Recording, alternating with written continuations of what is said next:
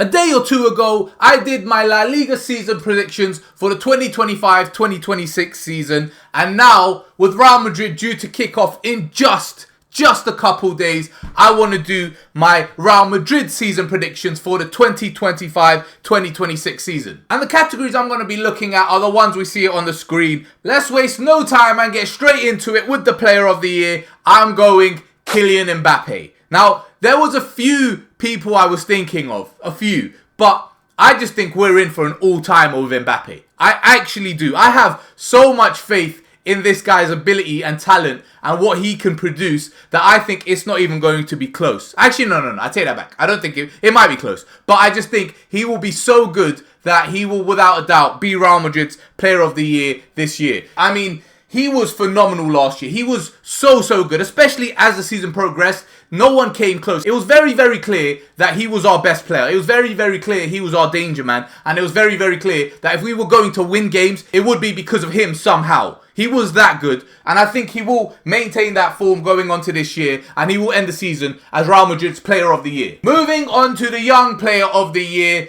I've gone with Jude Bellingham. Now, this one, again, it's very close. All of these are very close because we just have that good a squad. These players are that phenomenal that there is that big a selection to choose from. But I have so much faith and so much love for Jude Bellingham. I have so much love for this guy. Before we got Jude Bellingham, I never watched him play. I never watched Dortmund play because I don't really watch the Bundesliga. So I never ever really watched him play. And even when I watched England play, I never really focused or tuned in too much to what he was specifically doing. It was just the team as a whole. So I didn't really know or have that much expectations about Jude Bellingham before he came to Real Madrid, because I always believed, like every Liverpool fan always believed, like most Madridistas always believed, he was destined to and he was going to go to Liverpool. That is what I always thought, and I'm sure I wasn't alone. But he ended up coming to us in a very big deal, and he was blockbuster from the very beginning. From his debut against Athletic Bilbao at the San Mamés,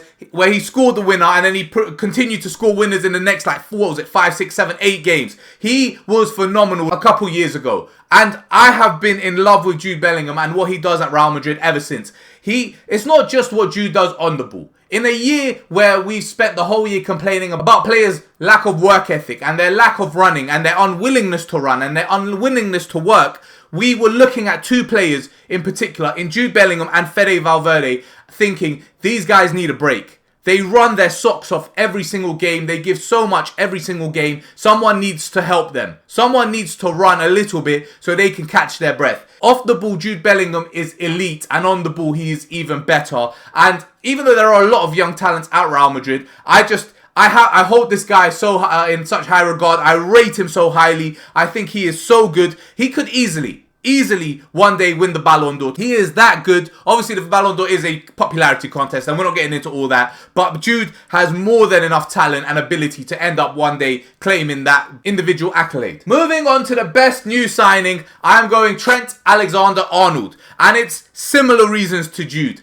I have so much faith in Trent. I mean, this is a guy, I'm pretty sure I've said this before in a video, but this is a guy, we have signed a player who, on his day, he is a right back. He is a right back. He is a defender. But on his day, he is very easily one of the best playmakers in world football. I mean, this guy was matching prime KDB. When KDB was still in the peak of his powers and the most dominant midfielder in the Premier League, and he was creating chances left, right and centre, you had next to him a right back in Trent Alexander-Arnold. This man was matching him for chance creation and assists. Now, we know about his defensive deficiencies, but I'm not going to get into all that for various reasons. But the ones I'm going with is, first of all, defending is a team thing. It's not one player. It's a team. The team defends, not one player. And secondly, this is the only right back we wanted. He's the only guy we wanted to go for, and if the club is going for him, and if the club's been chasing him for as long as reportedly they have been, then there is a reason for that. So instead, I'm going to focus on his offensive contributions, and specifically in Xabi Alonso's new system, and how it gives his fullback so much freedom to push up the pitch.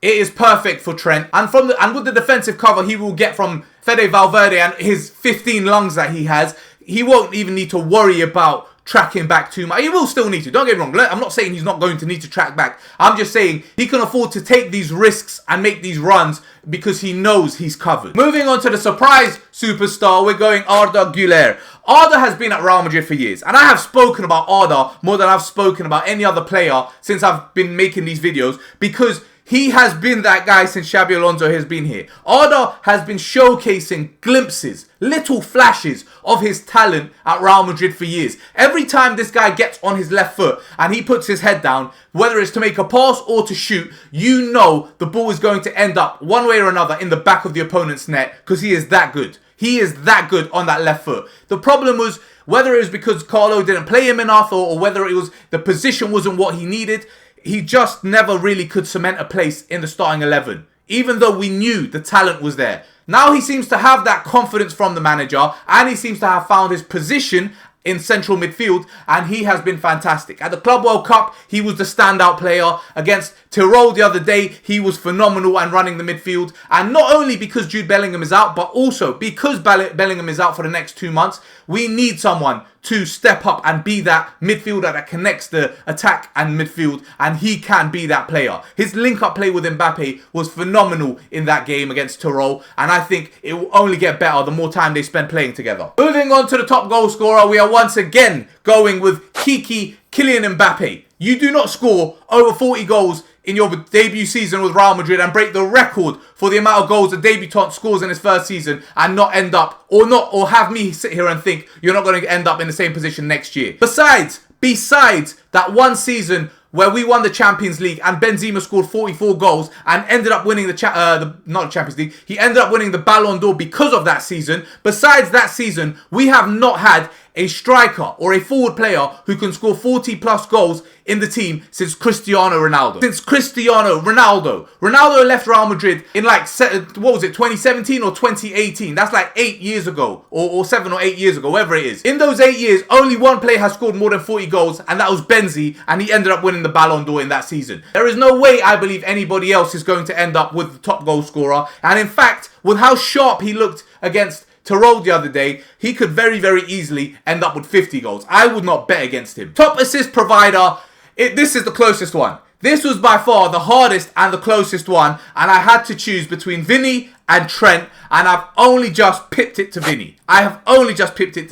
Just because Vinny's been that guy. Vinny has been our top assist provider for many, many seasons, and nothing makes me think he won't still be. Nothing makes me think he won't still be. Part of that is because Vinny's not very good with his heading. He really isn't. And he's not alone in that. I mean, to be fair, except for Gonzalo Garcia, no one in our attack can really head the ball. But because he can't head the ball and because our attackers can't really head the ball, I just feel like Trent is going to miss out on so many assists because he's going to put these perfect crosses in and our players are just going to head it for a throw-on or something like that. So I just feel like what Vinny does on the ball and how he contributes to our attacks, it doesn't rely on heading ability, which is a weakness in our team. So I do think he will pip it and just beat Trent out, but I do still think Trent will get a lot of assists. The best defender goes to Trent Alexander-Arnold. This one, not as close as the assists, but also quite close. Like I said, all these are very close. It was between Trent and Dean. It was between Dean Howson and Trent Alexander-Arnold. And I know we just spoke about Trent's defending problems, but this is a team that had Marcelo dominating the left flank for the past 10 or whatever years, however many years he was at the club.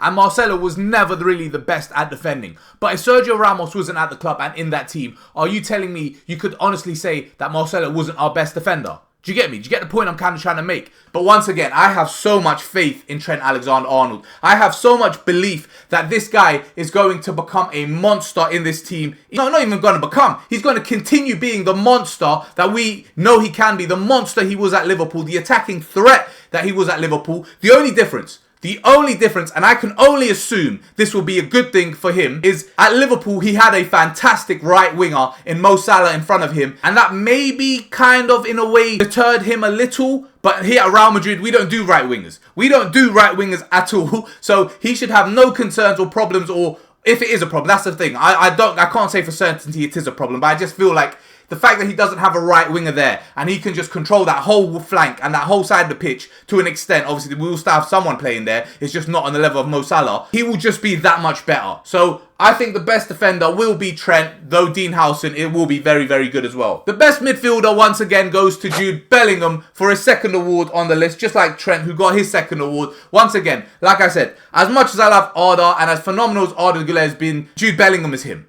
Jude Bellingham is him. He is that guy. He has been phenomenal since he has been here, and there's not a single thing he has done in every single game he has played that gives me any belief or makes me think even in the slightest that he will not be one of our best midfielders. When Jude Bellingham plays, Jude Bellingham's one of our best players, let alone best midfielders. Everyone's seen it. Don't forget the R. Everyone forgets Rodrigo because all everyone wants to talk about is Vinicius Jr., Kylian Mbappe and Jude Bellingham. That's how good this guy is, and I don't think that's going to change this year. I think he will be, even though he's arriving late, even though he's going to miss a few games of the season or a few months of the season, I do think Jude Bellingham will be our best midfielder. And finally, the last award for the evening, the best attacker, is once again going to, for his second award of the evening, Kylian Mbappe. Oh, sorry, his third award of the evening, Kylian Mbappe. I just think Kylian Mbappe, I mean, I've said so much about him. There's not any more to say. If he's going to be the player of the year, if he's going to be the top goal scorer, it only makes sense that he would also be the best attacker of the season. And I have zero doubts. He was last year. Vinny was good last year. He got 40